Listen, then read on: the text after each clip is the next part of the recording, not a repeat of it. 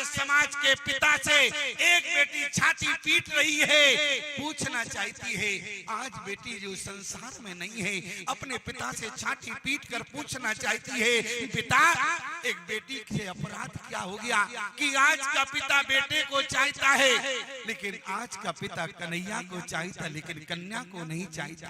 कारण क्या है? एक व्यक्ति ने बड़ा उल्टा उत्तर दिया। एक व्यक्ति ने कहा बोले स्वामी जी अगर बेटी होगी तो समाज में क्या करेगी?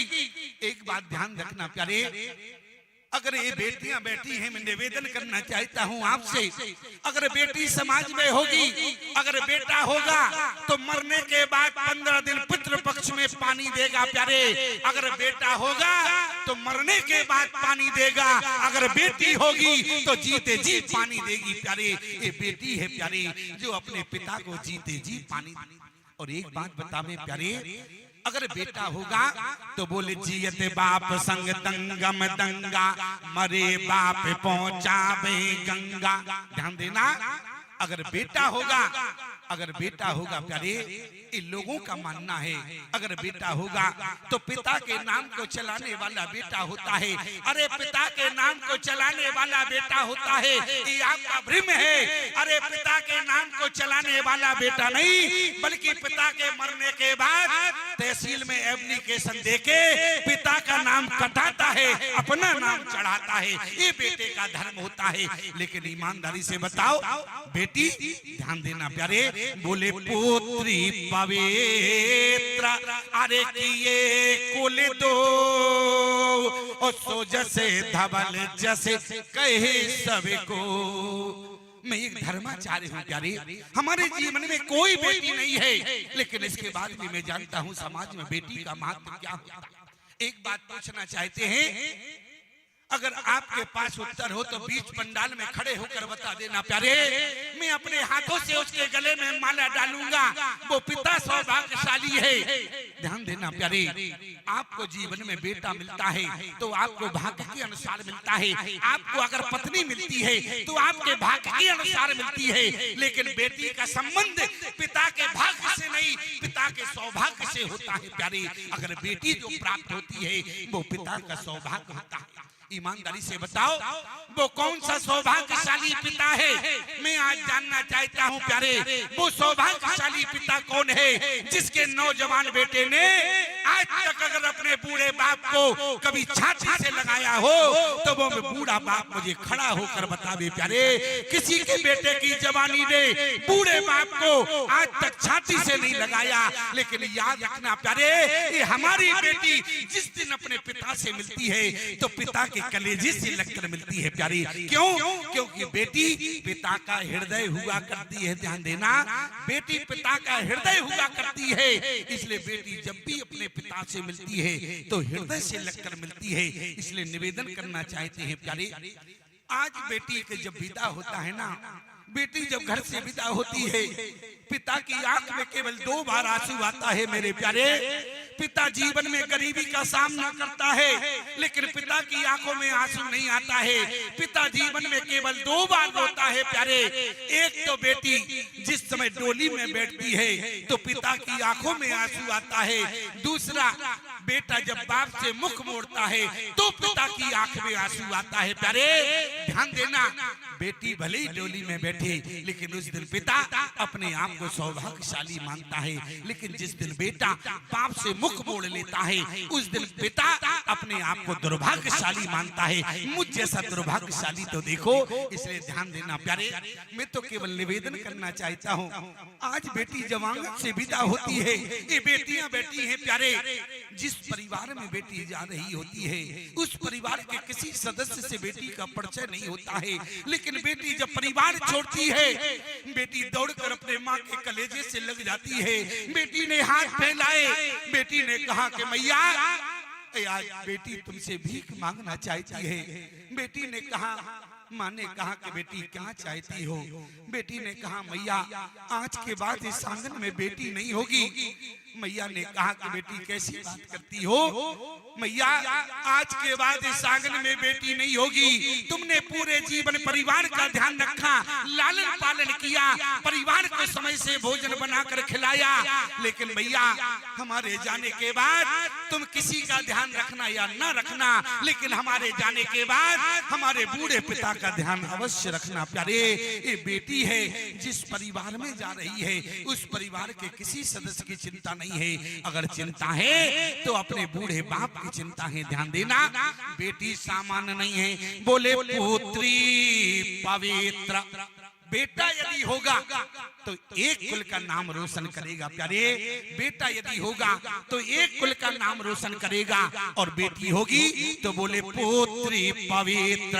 अरे किए कुल दो सो जैसे धवल जैसे कहे सबको। अगर बेटी होगी तो दो दो कुलों का नाम रोशन करेगी। आज जनक जी ने जिस समय, प्यारे जनक जी ने जिस समय चित्रकूट की भूमि पर सीता को देखा, जनक ने कहा, सीता काश मैंने तुम्हें जिन वस्त्रों में विदा किया मैंने सब कुछ दिया, काश मैंने बनवासी वस्त्र भी दिए होते। अगर एक पिता जानता आज बेटी के जीवन में एक वस्त्र भी आएंगे तो सीता तुम्हें बनवासी वस्त्र भी देता।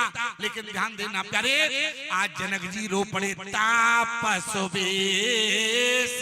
अरे जनक सिय देखी अभय प्रेम परितोष विषेकी। जनक जी रो पड़े, जनक जी की आंखों में आंसू आ गया। आज जनक जी ने क्या देखा प्यारे, जो सीता अपने परिवार में जिस समय जनकपुर में थी सोने की थाली में भोजन करती थी, सोने के गिलास से पानी पीती थी, आज माताओं आज सीता के पास चित्रकूट की धरती पर अरे पानी पीने के लिए सोने का गिलास नहीं है। याद रखना, सोने का गिलास नहीं है, एक पर्वत से पानी गिर रहा है, जान की अंजलि में लेकर पानी पी रही है। प्यारे, आज बोले जनक जी ने देखा, जनक का हृदय रो पड़ा। बोले पुत्री पवित्र, अरे किए गोले दो सो जैसे धवल जैसे कहे सबको। बेटी सामान्य नहीं होती है प्यारे, इसलिए बेटी को पहचानने की कोशिश करना। मैं तो केवल यही कहना चाहता हूँ प्यारे, आज तुम बेटे के लिए रो रही हो, एक दिन वो आएगा कि तुम्हें बहू के लिए रोना पड़ेगा। इसलिए बेटी को समझने का प्रयास करना। एक दिन वो आएगा प्यारे, रक्षाबंधन का त्योहार केवल पंचांग में रहेगा। भारत की भूमि से आज रक्षाबंधन का त्योहार समाप्त हो जाएगा। अगर बेटी नहीं होगी प्यारे तो रक्षाबंधन का त्योहार कहाँ से होगा। निवेदन करना चाहता हूँ, एक पिता का स्वर्गवास हो गया, और पिता का जब स्वर्गवास हुआ तो पिता के स्वर्गवास के बाद गांव वाले अंतिम संस्कार के लिए ले जा रहे थे। उसके चार बेटे थे, और एक व्यक्ति आ गया गांव का, भैया इसका अंतिम संस्कार नहीं हो सकता है। गांव वालों ने कहा कारण क्या है। बोले इस मरे हुए व्यक्ति ने मुझसे 1.5 लाख का कर्ज लिया है, और जब तक 1.5 लाख का कर्ज सूद समेत वापस नहीं होगा तब तक अंतिम संस्कार नहीं होगा। गांव वालों ने कहा देखो, मुर्दे को रखना शुभ नहीं होता है, अंतिम संस्कार होने दो, शाम को आना, बैठकर बातचीत की जाएगी, समाधान होगा। अंतिम संस्कार हो गया। वो व्यक्ति शाम को घर पहुंच गया। उस व्यक्ति ने कहा कि गांव वालों से, भैया तुमने कहा था शाम को समाधान होगा। चारों बेटों ने कहा कि भैया कर्ज लेने वाले पिता थे, कर्ज लेकर चले गए, अब जहां गए हो वहां से जाके कर्ज ले लेना। चारों बेटों ने मना कर दिया। उस व्यक्ति में और चारों भाइयों में झगड़ा हो गया। झगड़े की आवाज अंदर तक गई। बेटी निकल कर आई। बेटी ने कहा आज ही हमारे पिता का स्वर्गवास हुआ। दरवाजे पर झगड़ने कौन आ गया।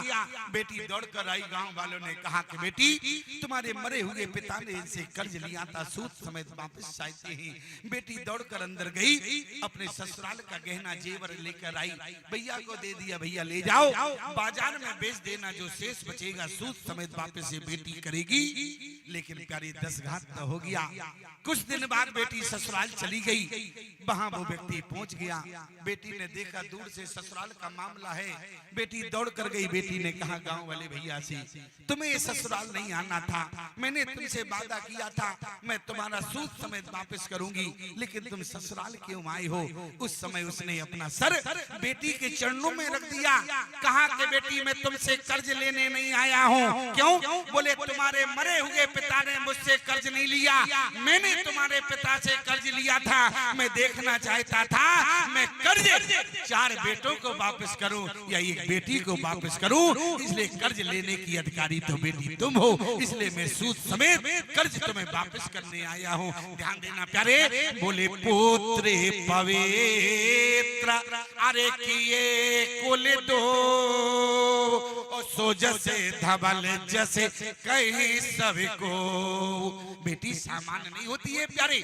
आज गिरिराज जटायु ने कहा बोले सीते पुत्री अरे कर से जन त्रासा। आज जब सीता का हरण हुआ और आज सीता ने जब बेटी का संबंध बनाया जटायु जी ने, तो आज सीता जी ने सूरदास जी कहते हैं सुध ले रही हैं, कहो कपि की भांति जटायु। ये जटायु कौन है? ध्यान देना प्यारे। जिस समय सीता का हरण हुआ ये लोगों का मानना है, ये लोगों का मानना है। अच्छा एक बात बताओ, एक व्यक्ति, मैं इसलिए इस बात को कह रहा हूँ, एक जगह हम कथा कहने गए, एक व्यक्ति ने हमसे कहा बोले स्वामी जी एक बात समझ में नहीं आई। हमने कहा बताओ, जो ना समझे हो तो को ना समझा दे। अरे हम तो समझाने के लिए बैठे हैं। बोले एक बात समझ में नहीं आई, माइक व्यवस्था है, सब कुछ अच्छा है, हम लोग ऊंचा सुनने वाले नहीं है, बढ़िया सुनने वाले हैं, लेकिन आप तेज क्यों बोलते हैं? हमने कहा एक बात बताओ, हम तेज बोले धीरे बोले इससे तुम्हें क्या दिक्कत है? बोले दिक्कत सिर्फ इतनी है, आप इतना तेज क्यों बोलते हैं? हमने कहा भैया अरे तेज बोलना मजबूरी है। बोले मजबूरी क्या है? अरे जिसके बगल में एक शेर की कौन कहे, 2-2 शेर बैठे हो, हम गीदड़ की भाषा बोले तो क्या समझ पाओगे तुम? क्यों? अरे जिसके बगल में 2-2 शेर बैठे हो, गीदड़ की भाषा समझ नहीं पाओगे प्यारे। इसलिए निवेदन करना चाहते हैं, जानकी का हरण हुआ, आज जानकी की रक्षा के लिए कोई नहीं आया, भारत का गीत जटायु आया, बेटी का संबंध बना लिया। लेकिन एक बात बताओ, एक व्यक्ति ने कहा बोले सीता के आगे जब रेखा खींची थी तो सीता को रेखा के पार ही नहीं जाना था। सीता जब रेखा के पार न जाती तो सीता का हरण नहीं होता। ध्यान देना प्यारे। रेखा ने कहा कि सीता तुम रेखा के बाहर नहीं जा सकती हो, रेखा के बाहर जाओगी हरण हो जाएगा। एक बात याद रखना माताओं, सीता ने कहा हमारे हरण से भारतीय सनातन धर्म की नारी एक शिक्षा लेवे। भारतीय सनातन धर्म की नारी को शिक्षा मिलती है। माता जानकी ने कहा एक हमारे आगे रेखा पड़ी है माताओं, उस रेखा का नाम है लक्ष्मण रेखा। एक आपके आगे भी रेखा पड़ी है, उस रेखा का नाम है मर्यादा की रेखा। याद रखना माताओं, माता जानकी कहती है जो मर्यादा की रेखा के अंदर रहेगी वो नारी सुरक्षित रहेगी, और जो नारी मर्यादा की रेखा के पार जाएगी तो हमारी तरह उस नारी का समाज में हरण होगा। अगर हरण से बचना है तो मर्यादा की रेखा के अंदर रहना है। और याद रखना जो नारी मर्यादा की रेखा के अंदर रहेगी तो समाज में उस नारी को परमात्मा चाहे बेटा के रूप में मिले, माता कौशल्या को बेटा के रूप में मिला, जानकी को पति के रूप में मिला। जो नारी मर्यादा की रेखा के अंदर रहेगी उस नारी को परमात्मा अवश्य मिलता है। लेकिन एक बात याद रखना, अगर मर्यादा की बात करें तो मर्यादा तो छत्तीसगढ़ की भूमि पर देखने को मिलती है। यहाँ पर देखो प्यारे, अगर 70 वर्ष की भी माता जी विराजमान है तो उनके सिर पर पल्लू है, ये मर्यादा है। और शेरों से तो पल्लू समाप्त ही हो गया है, मर्यादा ही समाप्त हो गई।